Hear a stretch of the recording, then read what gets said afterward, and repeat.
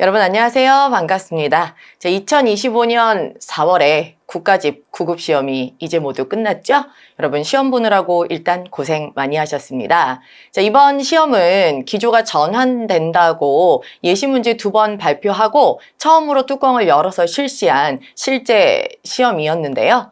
여러분 보니까 문법 문제가 한 3문항 나왔죠. 문법을 수능형처럼 일단 보기를 제시하고 독해 능력과 함께 문법 능력을 측정하겠다라는 의도는 보였으나 우리가 실제 문법을 공부를 하지 않고 그냥 가서 읽었을 때는 사실 시간이 오래 걸리거나 아예 이해를 못할 수도 있었던 그런 문제들도 같이 들어있었죠. 그래서 역시나 다음번 시험이 또 어떻게 살짝 문항수가 조절될지 모르겠지만 한두 문제 정도 쉽게 나오지 않을까 했던 문법이 3문제 정도 의외로 만만치 않게 나왔다라는 걸 알 수가 있고요. 의외로 독해 쪽은 상당히 쉬워서 무난하게 여러분 시간이 문제였지 사실 내용이 어려워서 답을 못 찾겠다 했던 문제는 없었을 거라고 생각을 하고요. 논리 퀴즈 문제가 3문제 나왔었죠. 그래서 논리 퀴즈 3문제는 우리가 또 열심히 연습한 그 기본선 안에서만 나왔기 때문에 딱히 어렵지 않게 연습을 하셨다면 좀 풀 수 있지 않았을까라고 저는 보고요.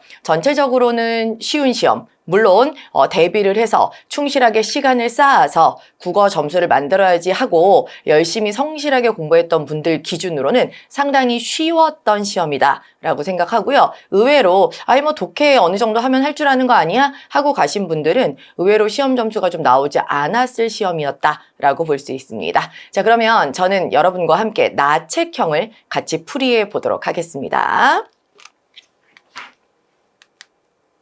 자, 1번 문제. 공공언어 바로 쓰기 원칙에 따라서 고쳐 쓰는 문제인데요. 이 문제 유형은 여러분 제가 이론 시간에 늘 강조했던 올바른 문장 파트 잘 보세요. 그 올바른 문장 파트랑 관련이 있고요. 또 기타 문법 파트와도 관련이 있습니다. 자, 한번 보도록 하죠. 적절하지 않은 것 찾으래요. 일단 원칙이 4가지가 나오는데요. 외래어나 외국어는 우리말로 다듬어라. 주어 서술어의 호응 혹은 명확한 관계를 잘 밝혀라. 문맥에 맞는 어휘를 사용해라. 지나치게 명사를 나열하는 걸 피하라. 조사와 어미를 잘 활용하라. 이렇게 했어요. 자, 그럼 일단 보죠. 바로 기억, 니은, 디귿, 리을만 볼게요. 자, 기억 마스터 플랜. 딱 봐도 외래어니까요. 그럼 우리말로 순화하는 게 좋겠죠. 그래서 기본 계획으로 나왔는데 여러분이 만약에 이 기본 계획을 모른다 해도 니은, 디귿, 리을까지 다 보시면 이것 때문에 틀릴 일은 없어요. 마스터 플랜을 기본 계획으로 실제 순화하는 게 맞나? 모를 수도 있죠. 물론 해석을 해서 대략적으로 해볼 수도 있지만 그죠? 그래서 일단 이거는 기본 계획으로 순화하는 게 맞는 단어지만 일단 얘는 빼고 니은, 디귿, 리을만 가지고 1번을 몰라도 답을 찾을 수 있도록 한번 해볼게요. 자, 니은에 보시면 자, 마스터 플랜 수립을 위해 종합 성과 조사를 실시합니다. 다음에 본 조사의 대상은 지난 3년간 땡땡 개발 연구원의 주요 사업을 수행한 기업을 대상으로 합니다. 자, 아까 첫 번째 조건이 외래어나 외국어를 순화하라는 내용이었고요. 두 번째가 주어 서술어 관계를 명확하게 표현하라고 했잖아요. 이거 지금 순서대로 살펴보라는 힌트예요. 자, 그럼 여러분 주어 서술어 관계를 한번 보세요. 주어가 본 조사의 대상은입니다. 그렇다면 서술어는 우리 올바른 문장에서 많이 연습했죠? 뭐뭐의 뭐뭐는 이라고 시작하면 뭐뭐라는 것이다 로 끝나야 돼요. 그러면 본 조사의 대상은 했으니까 수행한 기업이라는 것이단 이상하고 본 조사의 대상은 기업이다. 뭐뭐의 뭐뭐는 뭐뭐이다 이렇게 해야 될 거 아니에요. 그죠? 그래서 본 조사의 대상은 수행한 기업이다 라고 하셔야 그죠? 수행한 기업이다. 자, 이 하십시오체를 쓰니까 입니다 하면 되겠네요.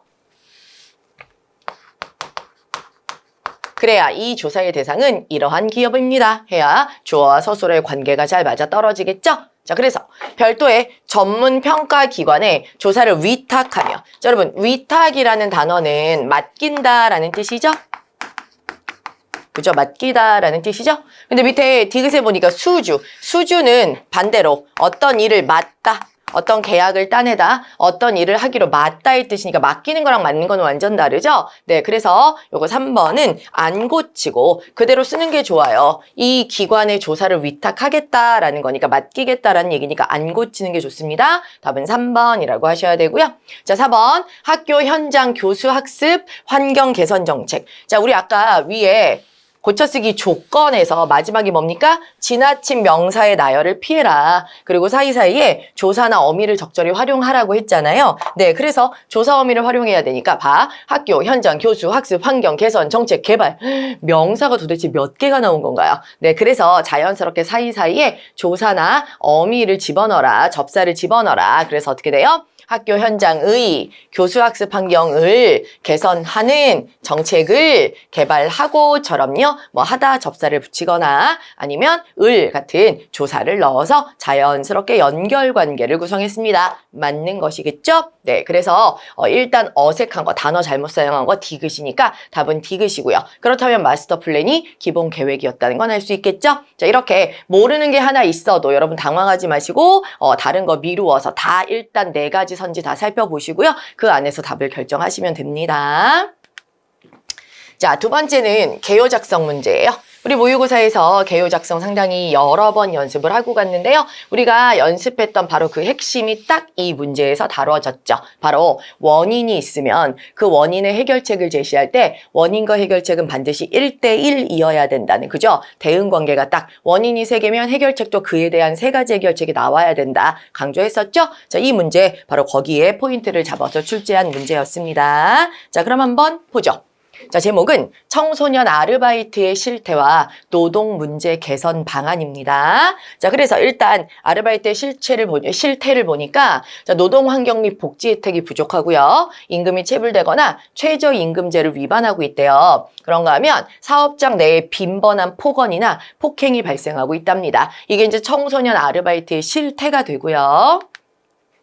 자, 그래서 이런 문제가 발생하는 원인이 뭐냐 했어요. 자, 청소년 노동 환경에 대한 실효성 있는 제도가 부족해서, 두 번째, 노동관계법에 관한 청소년 고용업주의 인식이 부족해서, 세 번째, 청소년 노동자의 인권을 존중하지 않는 사회의 통념. 자, 청소년 노동자의 인권에 대한 사회 통념이 부족하다라는 거였어요. 그럼 이 3가지 원인이 나왔으니 여기 개선 방안도 역시 이 원인에서 다룬 3가지가 개선 방안에서도 그대로 다뤄져야 되겠죠.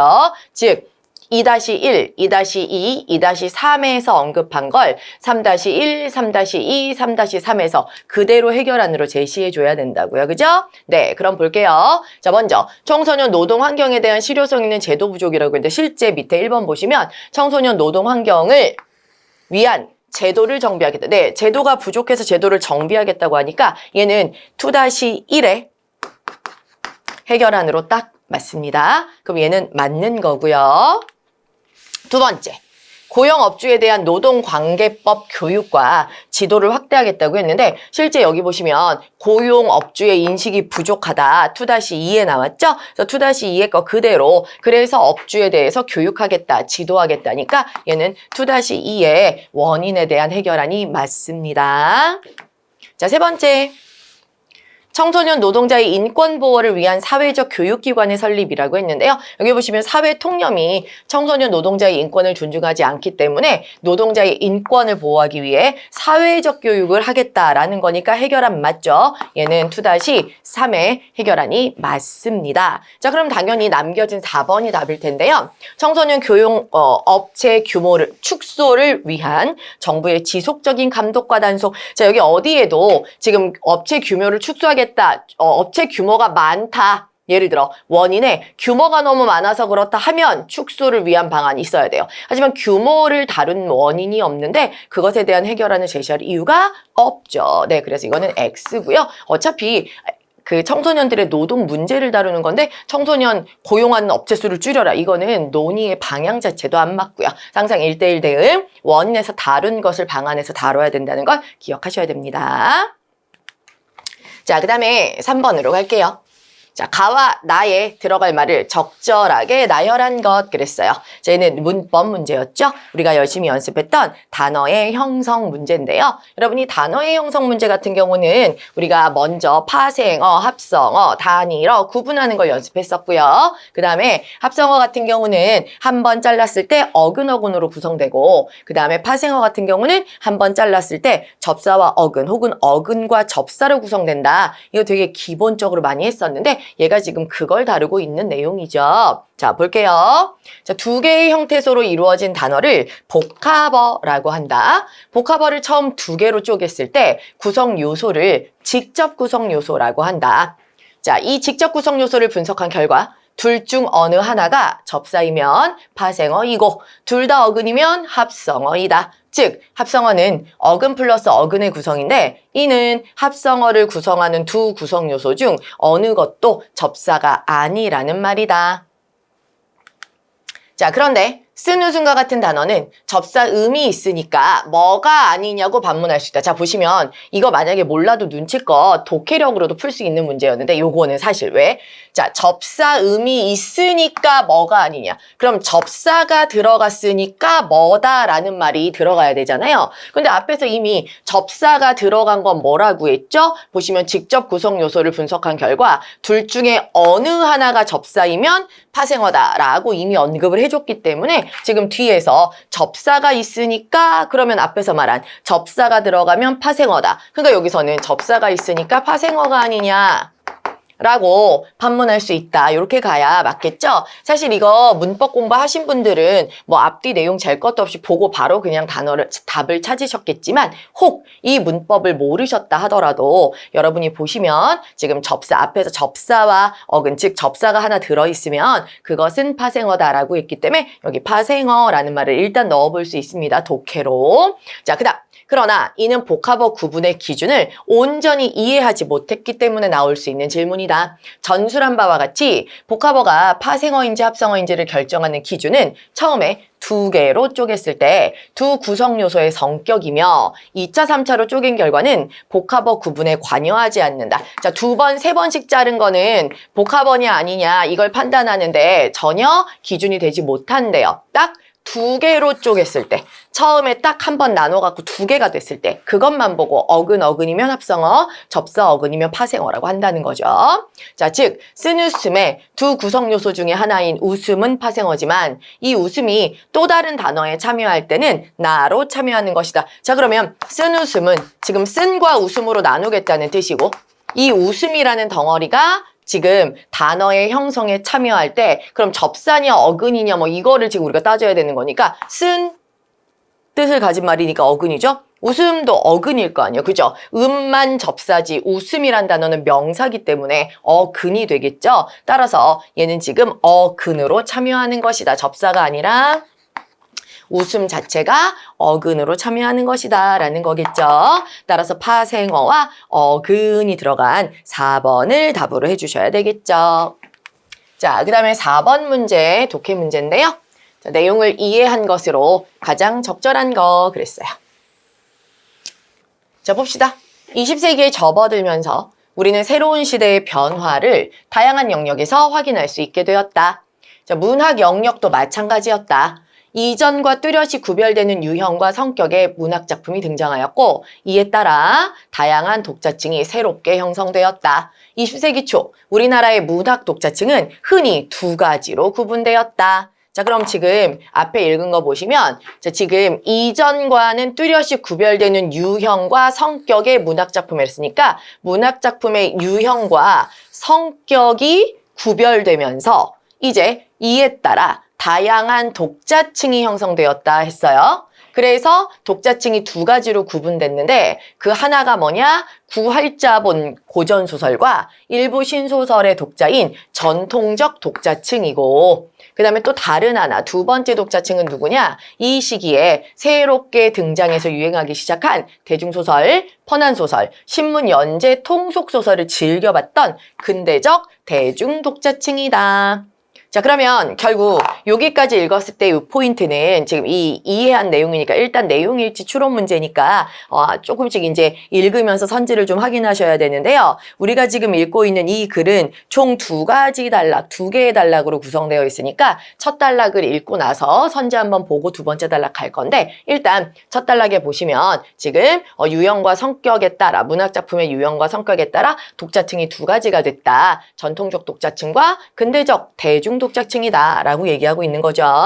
자, 전통적 독자층에는 노동자와 농민, 양반, 부녀자 등이 속하고 근대 대중 독자층에는 도시노동자, 학생, 신여성 등이 속했다. 자, 그럼 여기까지 첫 번째 단락 읽고요. 우리가 볼 수 있는 선지가 있는지 좀 볼까요? 1번 근대적 대중 독자층에서 엘리트, 일단 우리 엘리트 독자층 아직 안 나왔으니까 통과. 2번 20세기 초의 문학 독자층을 구분하는 기준은 신분과 학력이었다.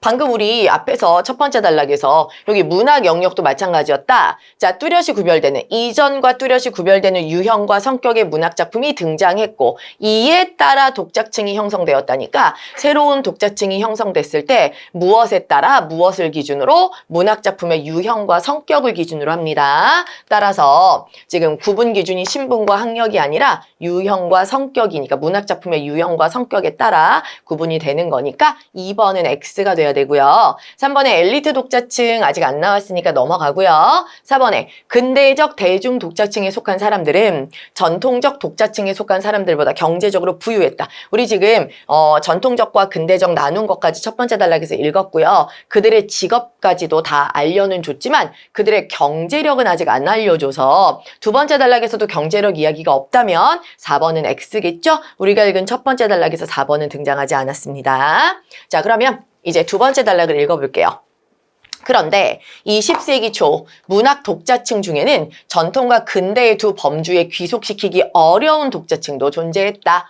이 시기 신문학의 순수 문학작품, 일본을 비롯한 외국의 순수 문학소설 등을 향유했던 사람들이 바로 그들이다. 자, 드디어 지금 여기 새로운 독자층이 등장했대요. 바로 신문학, 순수문학, 일본 문학, 외국 문학 등을 향유했던 사람이다. 자, 그래서 문자를 익숙하게 다루고 외국어를 지속적으로 습득한 지식인층은 근대적 대중 독자층과는 다른 문학적 향유 양상을 보여주었던 것이다. 이들은 엘리트 독자층이라 부를 수 있다. 자, 드디어 엘리트 독자층이 나왔는데요. 지금 보시면 맨 첫 번째 줄에 전통과 근대의 두 범주에 귀속시키기 어려운 독자층이라고 했으니까 엘리트 독자층은 전통도 아니고 근대도 아니고 그 어디에도 속하지 않는 또 다른 하나의 유형이란 말, 독자층의 유형이란 말이에요. 자, 그러면 다 읽었으니까 1번 근대적 대중 독자층에서 엘리트 독자층이 분화되었다? 아니죠. 방금 여러분 뭘 봤죠?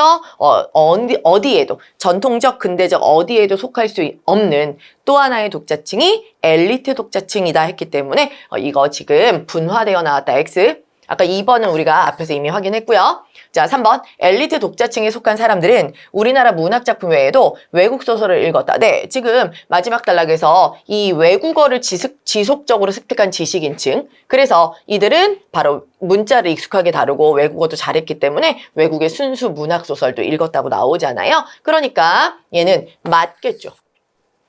그리고 다 읽었지만 근대적, 전통적 이 독자층 중에 누가 더 부유할까 언급하지 않았습니다. 답은 3번이라고 하시면 되겠죠. 자, 5번으로 가겠습니다. 기억에서 리을 중 어색한 곳을 찾아 가장 적절하게 수정한 것은 이라고 했죠. 자, 볼게요. 자, 소리는 보통 귀로 듣는다고 생각한다. 그렇지만 앰프에서 강력한 저음이 흘러나오는 것을 듣고 몸이 흔들리는 것을 경험할 때 우리는 소리를 몸으로 느낀다고 생각하기도 한다. 가청 주파수 대역의 하한인 20Hz보다 더 낮은 주파수의 진동이 발생하면 우리의 몸은 흔들리지만 귀로는 아무것도 듣지 못한다. 자, 지금 보시면 가청, 그러니까 듣는 게 가능한 주파수 대역의 하한이니까 가장 마지막 지점, 가장 낮은 지점이 20Hz, 20Hz예요. 그러면 이거보다 낮은 주파수면 가청을 벗어난 거니까 이제 들을 수 없는 영역이 되겠죠? 그러니까 이때 진동이 있어서 진동이 발생하면 몸은 흔들리지만 귀에는 아무것도 듣지 못한다. 예, 귀에는 아무 소리가 안 들린다. 이거는 문맥적으로 어색할 게 없는 것 같은데 지금 밑에 보시면 우리의 몸이 흔들리지 않을 뿐 귀로는 저음을 들을 수 있다. 아니죠. 가청 영역의 하한보다 낮아졌으니까 가장 낮은 수준의 가청보다 밑으로 내려와서 이제 가청 영역에서 벗어났어요. 못 들어요. 그러면 듣지 못한다가 오히려 맞지 들을 수 있다는 말도 안 되는 소리죠. 그죠? 오히려 진동이 있으니까 몸은 떨려도 소리는 가청 영역대를 벗어나서 낮아졌기 때문에 주파수가 못 듣는다가 맞습니다. 안 고치고 그대로 두셔야 돼요. 자, 그 다음 더 읽어볼게요. 우리는 이 들리지 않는 진동을 초저주파음이라고 부른다. 귀에 들리지 않는 진동도 소리로 간주할 수 있다는 생각에서이다. 자, 초저주파음, 음자가 들어갔으니까 왜 음자를 집어넣어서 주파음이라고 부르냐? 귀에는 안 들려도 소리로 간주할 수 있다는 생각에서다 그랬으니까 지금 앞에 거 설명하면서 우리는 이것을 이런 들리지 않는 진동을 했기 때문에 뒤에 거 봐도 이런 들리지 않는이니까 당연히 앞에 듣지 못한다. 이런 들리지 않는이 자연스럽죠? 들을 수 있다. 이런 들리지 않는이 이상하잖아요. 그죠? 자, 그 다음에 초저주파음이라고 부르는데 왜 소리라고 부르냐? 안 들리지만 진동도 소리로 간주할 수 있다는 생각에서이다. 이거 자연스러운데? 자, 밑에 귀에 들리지 않는 진동은 소리로 간주할 수 없다? 소리로 간주할 수 없는데 음자를 붙이진 않겠죠? 네, 그래서 요것도 안 고치는 게 맞고요. 고치면 오히려 이상합니다. 자, 더 읽어볼게요. 높은 주파수의 영역에서도 귀에 들리지 않는 진동이 있다. 사람은 보통 2만 헤르츠 이상의 진동이 귀에 도달하면 소리로 인식한다. 자, 지금 보시면 높은 주파수 영역에서 귀에 들리지 않는 진동이 있다 그랬어요. 그럼 이제 뒤에서 뭘 소개해야 돼요? 들리지 않는 진동 소개해야 되죠? 그런데 지금 사람은 2만 헤르츠 이상의 진동이 귀에 도달하면 소리로 인식한다. 가청 주파수 영역 대역의 상한을 넘겨서 더 높은 주파수의 진동이 발생하면 귀에 들리지 않는 것이다. 저 보세요. 가청 주파수 대역의 상한을 넘겼다면 가청 영역을 넘긴 거니까 이제 안 들리는 영역입니다. 자, 안 들리는 영역. 그래서 넘겨서 더 높은 주파수의 진동이 발생하면 사람의 귀에 들리지 않는 것이다. 그랬어요. 자, 그럼 당연히 위에서도 들리지 않는 진동이 있다. 가청 주파수 대역의 상한을 넘기면 들리지 않는 것이다. 그럼 이게 지금 문장과 문장이 전부 다 이 디귿 앞뒤 문장이 전부 다 들리지 않는다. 높은 주파수대로 가면 안 들린다. 그 얘기를 하고 있는데 갑자기 디귿에 가운데 낀 디귿 문장이 2만 헤르츠 이상의 진동이 귀에 도달하면 인식한다. 소리로 인식한다. 들린다. 이러면 안 들린다. 들린다. 안 들린다. 왔다 갔다 내용이 안 맞죠? 통일성 있게 안 들린다 하면 안 들리는 영역으로 쫙 설명을 해주고 들린다 하면 들린다라는 내용으로 쫙 설명을 해줘야 되는데 높은 주파수에서 안 들려. 2만 헤르츠 이상은 들려. 높은 주파수로 가면 안 들려. 안 맞죠? 뿐만 아니라 여러분 우리가 내용 재배열 문제 풀 때 제가 여러분한테 문장의 형태 하나 주의하셔요 하고 알려드린 게 뭐냐면 뭐뭐는 것이다. 뭐뭐라는 것이다. 뭐뭐하는 것이다. 이 는 것이다 있죠. 이 뭐뭐는 것이다의 형태는 항상 앞 내용에 대한 상술이나 부연이 올 때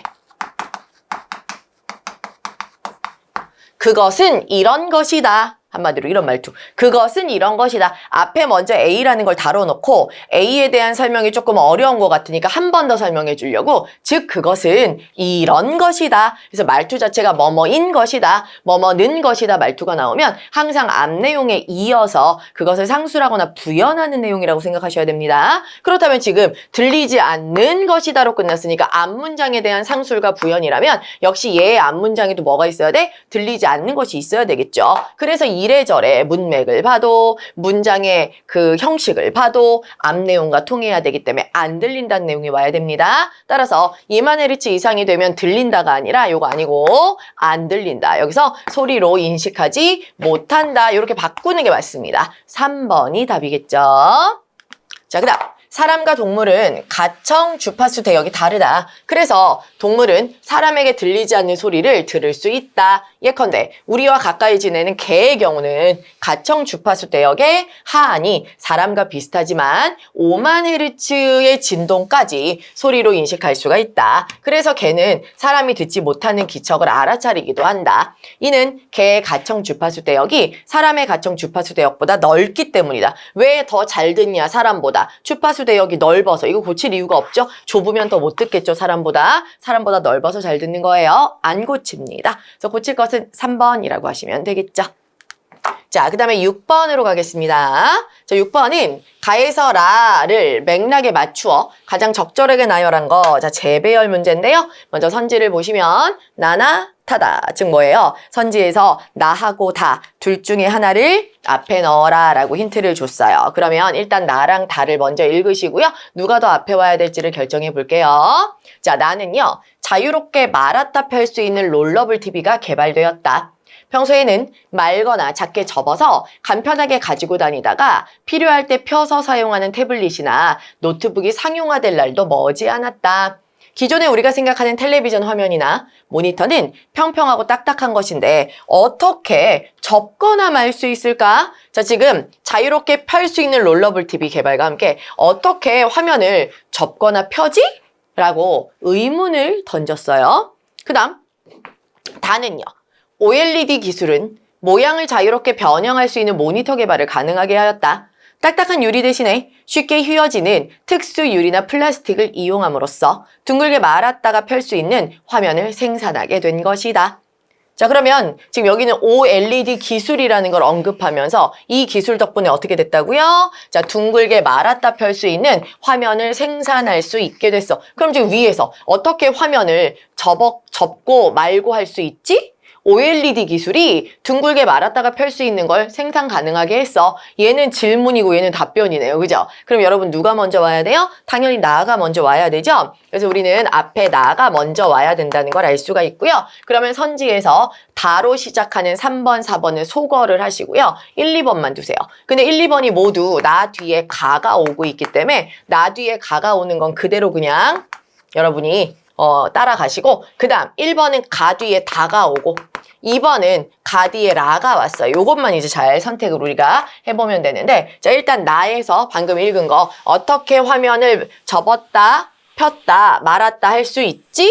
그 다음 가로 가서 그 원리를 알려면 LCD와 OLED의 차이를 이해해야 한다. LCD는 다른 조명 장치의 도움을 받아 시각적 효과를 낸다. 다시 말해 스스로 빛을 내지 못한다는 것이다. 따라서 LCD는 화면 뒤에 빛을 공급하는 백라이트가 필요하다는 특성을 갖는다. 자, 지금 어떻게 접었다 펴지? 그 원리를 알려면 두 개. LCD와 OLED의 차이를 이해해야 한다 하면서 먼저 LCD에 대한 설명을 했어요. LCD는 백라이트가 필요하다는 특성을 갖는데요. 그럼 여러분 이제 LCD 얘기했으니까 LCD 얘기한다면 어디로 가요? OLED도 설명해 줘야 되겠죠? 근데 지금 남아있는 다와 라는 모두 OLED에 대한 설명이에요. 자, 라 한번 읽어볼게요. 반면, 얘는 반면이라는 말. 반면은 앞뒤가 역접, 대조일 때 쓰죠. 자, 반면 차이점이나 다른 점 할 때 OLED는 화소 단위로 빛의 삼원생을 나타내는 유기 반도체로 구성되어 있어 스스로 빛을 낼 수 있다. 아까요. 지금 여기 LCD는 스스로 빛을 내지 못한다가 있었죠. 얘는 OLED는 스스로 빛을 낼 수 있다. 서로 상반되네요. 그런데 여기 반면이 있어요. 그리고 지금 LCD 설명 끝났으니까 이제 OLED 설명도 해줘야 되는데 마침 둘의 차이점을 봐라. 마침 서로 다른 점. 얘는 빛을 내지 못하고 얘는 빛을 내요. 자, 힌트 다 받았죠? 얘 뒤에 얘, 즉 가 뒤에 라가 와야 LCD는 빛을 못 내. 그러나 반면 OLED는 스스로 빛을 내 해야 딱 자연스럽겠죠. 우리가 아까 이미 앞에서 다의 OLED 읽었는데 얘는 지금 LCD와 다른 점을 이야기한다기보다 이 기술 덕분에 말았다 펼 수 있는 화면이 나왔어 라고 설명하는 거니까 얘보다는 우리가 방금 읽은 라가 가 뒤에 이어지는 게 딱 맞겠죠. 따라서 가 뒤에 라가 이어지는 거. 자, 답은 그러면 2번이겠죠? 네, 그래서 재배열 문제의 답은 2번입니다. 자, 그 다음 7번, 8번은 연결된 문제예요. 세트 문제인데요. 자, 7번 문제는 중심 내용 찾기니까 중심 내용은 여러분 끊어읽지 않고 끝까지 다 읽고 나서 핵심만 추려서 답을 고르시면 되는 거고요. 그 다음에 8번 문제는 어휘 문제죠. 어휘 문제. 자, 어휘 문제는 여러분이 읽으면서 바로바로 그냥 보시면 됩니다. 자, 다 같이 볼게요. 동물이 신체의 내부 온도를 정상 범위 안에서 유지하는 과정을 체온 조절이라고 한다. 체온 조절을 위하여 동물은 신체 내부의 물질 대사를 통해 열을 발생시키거나 외부 환경에서부터 열을 획득한다. 자, 열을 획득한다는 건 가져온다. 내 걸로 만든다? 이런 뜻인데, 자, 밑에 8번. 여러분, 8번 문제의 기억은 얻는다로 되어 있죠? 얻는다. 자, 어휘는 어차피 읽어 내려가면서 바로바로 풀어야 되니까. 자, 그러면 외부 환경으로부터 열을 얻는다, 획득한다. 네, 득자가 얻을 득자죠. 획득, 내 것으로 만든다, 가져온다. 예, 얻는다 맞습니다. 그래서 기억은 얻는다로 고칠 수 있어요. 자, 조류나 포유류는 체내의 물질 대사에 의해 생성된 열로 체온을 유지하기 때문에 내온 동물이라고 부른다. 대부분의 내온 동물은 외부 온도가 변화해도 안정적으로 체온을 유지한다. 추운 환경에 노출되어도 내온 동물은 충분한 열을 생성해서 주변보다 더 따뜻하게 체온을 유지할 수 있다. 자, 지금 보시면 체온 조절을 통해서 자기 체온이 이제 동물들이 어떻게 신체의 체온을 조절하는가. 일단 동물들은 거의 이제 열을 외부 환경에서 혹은 자기 신체 내부에서 획득을 하게 되는데, 여기 지금 보시면 조류나 포유류는 체내, 자기 몸에서 그죠? 열을 가져다가 유지를 하기 때문에, 발생시키기 때문에 내온 동물이라고 한다는 얘기를 하는 거예요. 자, 이와 달리 양서류나 많은 종류의 파충류, 어류는 외부에서 열을 획득하기 때문에 외온 동물이라고 부른대요. 자, 외온 동물은 체온 조절을 위한 충분한 열을 생성하지 않지만 그늘을 찾거나 햇빛을 쬐는 것과 같은 행동을 통해 체온을 조절한다. 자, 체온을 조절한다가 니은인데요. 8번에 니은은 올린다가 있죠. 체온을 올린다. 여러분, 올린다는 진짜 말 그대로 높아지게 하는 거고요. 조절하는 거는 높아질지 낮아질지 내가 필요에 의해서 맞춘다는 뜻이죠. 그래서 이거는 지금 동물들이 자기 체온을 필요에 의해, 문맥적 의미가 필요에 의해 맞춘다 라는 문맥인데, 올린다 하면 이건 안 어울리겠죠? 네, 그래서 2번 어휘 문제 8번 문제는 2번이 답이네요. 그죠? 2번에 올린다 안 됩니다. 지금 내용상 체온을 조절한다. 왔다 갔다 높였다 낮췄다 나의 필요에 의해서 맞추는 거. 맞춘다가 차라리 낫겠죠. 그죠? 그래서 지금 조절한다 안 됩니다. 8번의 답은 2번 나왔어요. 더 읽어볼게요. 자, 외온 동물은 열을 외부에서 얻기 때문에 체내의 물질 대사를 통해 큰 에너지를 생성할 필요가 없어서 동일한 크기의 내온 동물보다 먹이를 적게 섭취한다.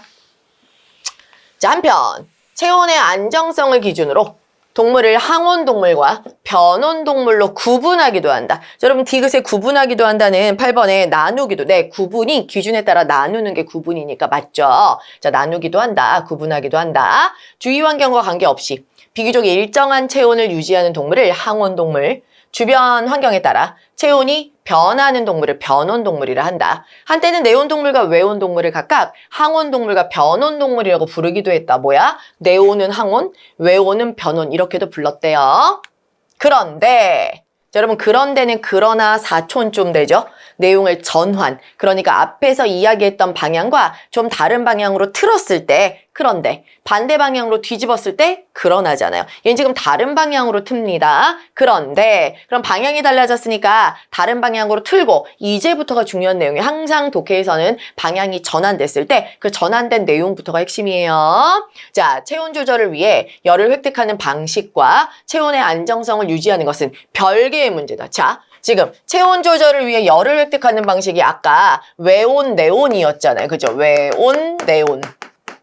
그렇게 동물을 구분했던 거고, 그 다음에 체온의 안정성을 유지하는 거. 자, 안정성 유지하는 거에 따라 방금 항온, 변온 이렇게 지금 나눴잖아요, 동물을. 근데 얘네 둘은 뭐다? 별개의 문제라고 했으니까, 그러면 외온, 내온을 이야기하는 것과 항온, 변온을 이야기하는 건 별개다. 연결하지 마라. 왜? 방금 앞문단에서 여기 내온을 각각, 내온은 항온, 외온은 변온이라고 연결을 했던 적이 있었다고 했잖아요. 그런데 별개의 문제다 하니까 이 글의 핵심은 여기 연결하지 마. 외원하고 내원, 항원하고 변원 연결하지 마. 별개야 라고 이야기를 하고 있는 거죠.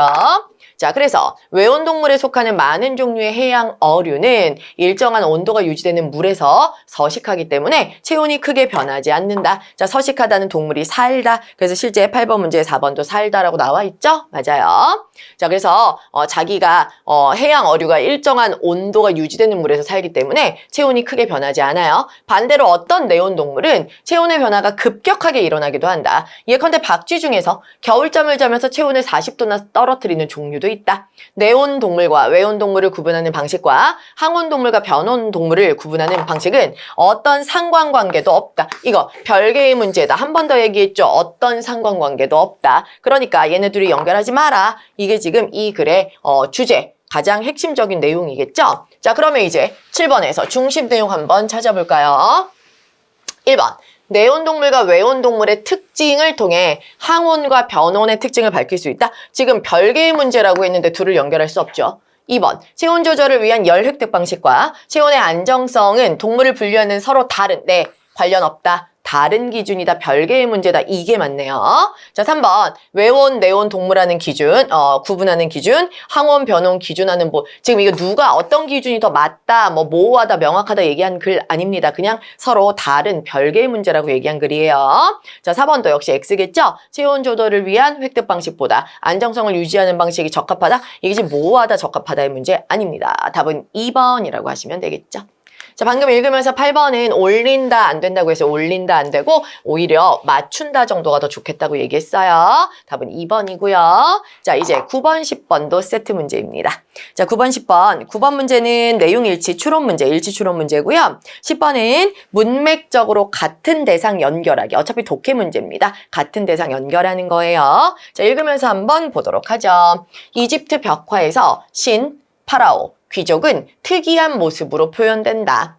신체의 주요 부위를 이상적으로 보여줄 수 있도록 눈은 정면, 얼굴은 측면, 가슴은 정면, 발은 측면을 향하게 조합하여 그린 것이다. 이는 단일한 시점에서 대상을 표현한 것이 아니라 여러 시점에서 바라본 모습을 하나의 형상에 집약한 것이다. 이렇게 그려진 그들의 모습은 이상적인 부분끼리의 조합을 통해 완전하고 완벽하며 장중한 형상을 보여주고자 한 의도의 결과이다. 자, 여기까지 한번 볼게요. 지금 보시면 이집트 벽화에 이런 신파라오 귀족, 이런 사람들은 신체 부위가 다 다르대요, 지금. 그죠? 얼굴은 측면인데 가슴은 정면이고 발은 측면이래요. 이렇게 측면, 정면, 측면, 정면이 합쳐졌대. 자, 왜 그런 거야? 단일한 시점에서 표현한 게 아니라 여러 시점에서 바라본 걸 합쳤기 때문이죠. 자, 이렇게 그려진 그들 했으니까 이 그들은 여기 위에서 말한 신, 파라오, 귀족들을 말하겠죠? 네, 그래서 기억은 신,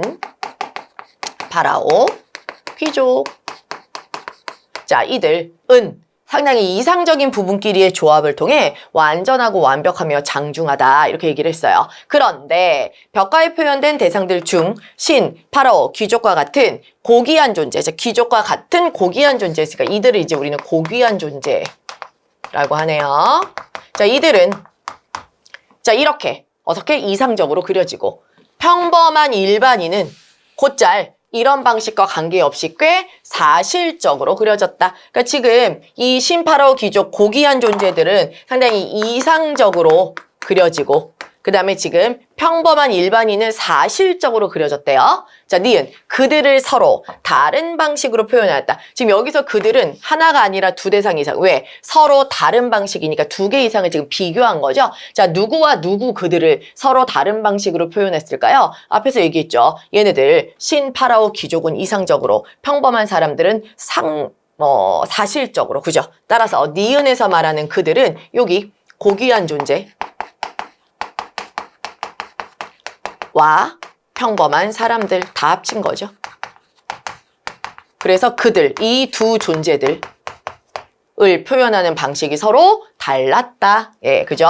이집트 미술이 특정한 이데올로기를 통해 양식화되어 있음을 선명하게 보여준 것이다. 결국 이제 이런 그 이상적이냐, 그 다음에 이 평범한 사람들은 상당히 사실적으로 그렸다. 사실적이냐, 이런 걸 이제 토대로 뭘 한 거예요? 이집트 미술이 특정 이데올로기를 통해 양식화되어 있다. 그러면 여기서 이제 어떤 내용이 나오냐? 이집트 미술은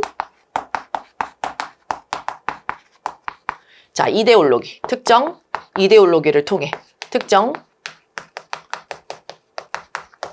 이데올로기를 통해서니까 이거를 방식으로, 기본으로 하여, 이것을 통하여, 이걸 방법으로 하여, 뭐 이런 뜻이죠. 그죠? 이집트의 미술이 특정 이데올로기를 방법으로 하여 양식화되어 있다. 그러니까 이집트 미술의 양식화는 특정 이데올로기를 방법으로 하고 있어요. 즉, 특정 이데올로기를 기본으로 하고 있어. 기본, 방법 뭐 이런 거죠. 이것을 통하여 이렇게 하다니까 얘를 방법으로 하여 얘를 기본으로 잡아서 뭐 이런 의미겠죠. 네, 그래서 이집트 미술의 양식은 특정 이데올로기를 바탕으로 해서 해서 이루어졌다, 양식화되었다 그 뜻입니다. 요걸 통해서 지금 살펴본 거죠. 요게 이제 핵심 내용이고요. 첫 번째, 자, 쭉 읽어볼게요.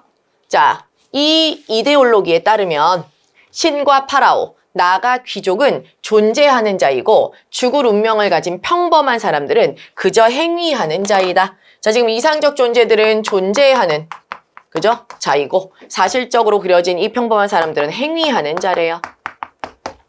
자, 그래서 평범한 사람들이 일하는 모습을 그릴 때 사실적으로, 그러니까 얼굴이 측면이면 가슴도 측면으로 자연스럽게 그리는 것은 그들이 썩어 없어질 찰나의 인생을 살고 있기 때문이다. 그렇기에 그들은 이 세상에서 실제로 행위하는 모습을 그대로 그려진다. 자, 그럼 그들은 누구예요? 여기서 그들은 앞에서 말한 사실적으로 그려지고 있는 평범한 사람들의 모습을 얘기하겠죠? 따라서 디귿의 그들은 평범한 사람들입니다.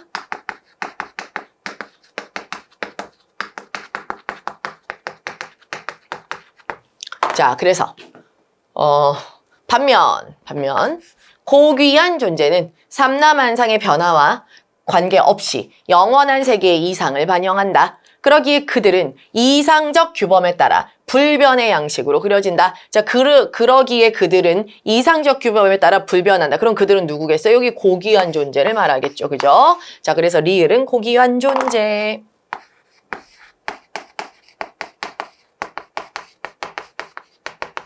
자, 그럼 여러분 지금 기억, 니은, 디귿, 리을 중에서 일단 우리가 파악했으니까 10번 문제 답을 먼저 찾아보면 같은 대상끼리 연결하세요 라고 했으니까 여기선 누구랑 누가 같습니까? 고귀한 존재, 고귀한데 기억하고 리을만 지금 두 개가 딱 고귀한 존재를 가리키는 말이겠네요. 네, 그래서 10번은 기억, 리을, 1번이 답이 돼야 되고요. 자, 내용일치 문제 풀기 전에 두 번째, 마지막 남겨진 단락 하나 더 읽어야 내용일치 이제 우리가 답을 찾을 수 있으니까 마지막 단락 읽을게요. 자, 이렇게 같은 인간을 표현해도 위계에 따라 표현 방식을 달리 한 것은 이집트 종교의 영향 때문이다. 자, 지금 위계에 따라 표현 방식을 달리했다. 네, 지금 보시면 이게 다 뭐예요? 결국은 위계죠, 위계. 위계에 따라 높은 신분은 이상적으로, 평민들은 그냥 사실적으로. 자, 이게 다 종교 영향 때문이래요. 이게 다 종교 영향. 이집트 종교는 수직적이고 이원적인 정신성에 그 토대를 두고 있다. 이런 이원론적인 정신성. 자, 종교. 이집트의 종교. 상당히 이원론적이다. 그래서 딱 두 개로. 이원론이 뭐예요? 두 개로 딱 나누는 거죠. 어떻게 나눠요? 평범한 사람, 이상적인 존재 이렇게 나누는 거죠. 자, 그래서 상당히 수직적이고 이원적이다. 그래서 이런 이원론적인 정신성이 양식화된 이상주의 미술로 표현되는 경향이 있다. 이집트의 벽화가 바로 그 대표적인 사례이다 라고 했어요. 자, 그럼 이제 일단 볼까요? 추론한 내용, 내용일치. 1번, 이집트의 벽화에서는 존재와 행위를 통한 존재와 행위를 동등한 가치로 표현하고 있다. 자, 여러분 지금 우리가 읽었는데요. 아까 이상적인 존재는 말 그대로 존재하는 자들이고 평범한 존재는 행위하는 자들이란 말은 있었지만 행위와 존재가 동등한 가치이다 이런 언급은 전혀 없었죠. 오히려 수직적이고 위계적이고 이원화되어 있기 때문에 존재하는 자들 그리고 행위하는 자들 완전 다르게 취급했죠. 위계가 있었으니까. 그죠? X. 2번, 이집트의 종교가 가지는 정신성은 이집트의 미술 양식에 영향을 끼쳤다. 자, 아까 이집트 미술 양식 여기 아까 첫 번째 단락 정리해 놓은 게 있었는데 이집트 미술 양식은 아까 특정 이데올로기를 방법으로 해서 만들어졌다라고 했잖아요. 그러면 이집트의 지금 미술 양식이 여기 나왔는데 이 정신성이 양식에 영향을 끼쳤다. 그러면 종교가 가지는 정신성으로 이집트 미술 양식이 뭐 영향을 받아서 뭐 형성되었다, 만들어졌다, 뭐 이런 얘기잖아요. 자, 이건 어때요? 네, 방금 우리가 뭐 이건 첫 번째 단락의 이데올로기 얘기도 나왔지만 지금 마지막 단락에도 보시면 여러분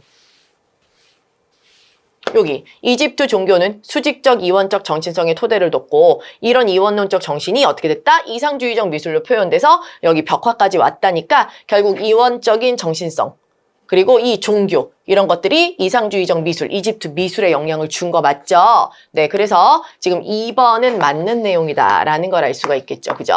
자, 그럼 3번은요. 이집트의 이상주의적 미술에는 평범한 사람들을 그리지 않고? 아니죠. 평범한 사람들은 사실적으로 그리고 고귀한 존재들은 이상적으로 그렸다고 했어요. 자, 그다음에 4번. 이집트인들은 신체를 바라보는 독특한 시점을 토대로 예술에 관한 이데올로기를 형성하였다. 아까 보시면 지금 관점을 토대로 예술에 관한 이데올로기를 형성한 게 아니라 예술에 관한 우리 첫 번째 단락에 이데올로기를 바탕으로 이데올로기를 기본으로 해서 미술이 양식화되었다는 거죠. 그죠? 미술 때문에 혹은 독특하게 바라보는 시점 때문에 이데올로기, 예술에 대한 이데올로기가 생긴 게 아니라 특정 이데올로기 때문에 미술과 예술에 대해서 양식화된 거예요. 그래서 이거 X죠? 답은 2번이라고 하시면 됩니다. 자, 10번은 아까 우리가 이미 기억하고 리을 1번 답으로 해놨었죠? 자, 좋아요. 여러분 여기까지 일단 먼저 1부 10번까지 풀이다 마무리해드리고요. 자, 잠시 뒤에 2부 11번부터 20번까지 풀이해드리도록 하겠습니다.